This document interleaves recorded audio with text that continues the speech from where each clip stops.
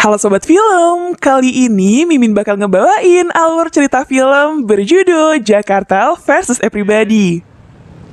Film ini menceritakan tentang sosok pria berusia 23 tahun yang memutuskan untuk merantau ke Jakarta demi menggapai mimpinya menjadi seorang aktor terkenal. Namun di dalam perjalanannya itu, ia justru terperosok ke dunia hitam ibu kota menjadi pengedar narkoba. Tidak putus asa, Dom lalu mendatangi salah satu tempat casting. Namun saat ia diminta untuk berfoto yang hanya menggunakan celana dalam, ia pun sangat emosi dan langsung pergi dari tempat casting tersebut. Bisa dibuka sedikit resletingnya? Tai, ya Allah, bukan buat Singkat cerita, setelah belanja di minimarket, Dom melihat seorang wanita bernama Pinkan yang saat itu mobilnya sedang mogok. Dom lalu menawarkan diri untuk mendorong mobilnya. Namun, Dom meminta si Pinkan untuk membayarnya. Sesaat kemudian, Radit yang merupakan pacarnya si Pinkan kemudian meminta Dom untuk membantunya mendorong mobil. Setelah mobilnya nyala, si Dom cuma dibayar goceng. tai, goceng doang. Dom lalu bertanya ke mereka mengenai tempat tinggal yang murah, karena sekarang ia tidak tahu harus kemana. Di sini mereka berdua lalu mengajaknya pergi ke tempat tinggal yang murah. Dalam perjalanan, Dom memberitahu kalau dirinya adalah seorang aktor yang merantau ke Jakarta. Lu seriusan aktor? Iya aktor, tapi masih coba-coba kak. Sesampainya di sana, Pinkan kemudian mengajaknya bertemu dengan ibu kontrakan. Setelah KTP-nya diperiksa, si ibu berpesan untuk tidak boleh memakai narkoba. Nih, 8. Setelah masuk ke dalam, Dom tidak sengaja mendengar pembicaraan Radit yang akhirnya tahu kalau dia ternyata adalah bandar narkoba. Setelah itu, Dom diberikan HP dan diminta untuk langsung mengganti nomornya jika barang sudah diantarkan. Satu lagi, jangan pernah lu kurang-kurangin tuh barang. Dan Dom diminta untuk mengantarkan paket tersebut besok saja. Mau nganternya besok aja, Putri kena.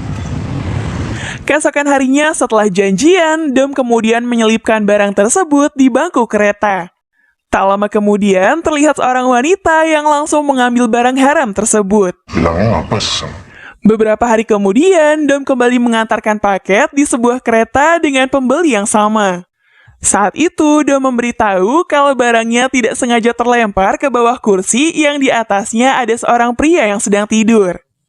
Setelah melihat ciri-ciri orang yang dimaksud, wanita tersebut kemudian langsung mengambil barangnya yang ternyata pria yang sedang tidur itu adalah si Dom sendiri. Setelah itu, Dom diajak mampir dulu ke kosannya.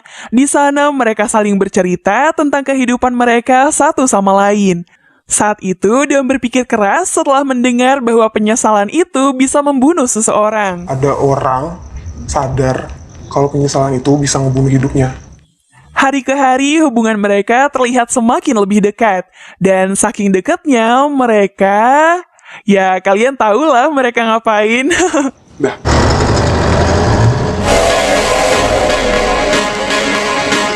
Singkat cerita, setelah menjemputnya, Dom mengajak Pinkan pergi ke Ancol. Lu mau ke Ancol gak?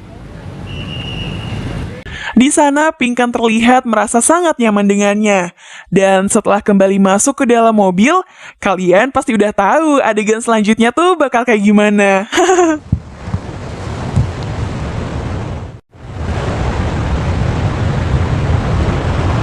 Sepulangnya mereka, Dom yang baru saja selesai mandi, seketika dibuat panik dengan suara tangisan si Pinkan. Alasan ia menangis, ternyata si Radit ini sudah tertangkap oleh polisi. Dom kemudian pergi mencari tahu penyebab Radit tertangkap. Dan ternyata yang sudah menjadi cepu selama ini adalah si Pai, teman baiknya sendiri. Di sisi lain, terungkap bahwa si ibu kontrakan ternyata seorang pecandu berat. Sementara itu, Dom akhirnya memilih untuk kembali menggapai mimpinya menjadi seorang aktor terkenal. Sebelum pergi, Dom sempat menemui Pinkan untuk mengucapkan salam perpisahan. Dan dengan perpisahan mereka, berakhir juga untuk filmnya, guys.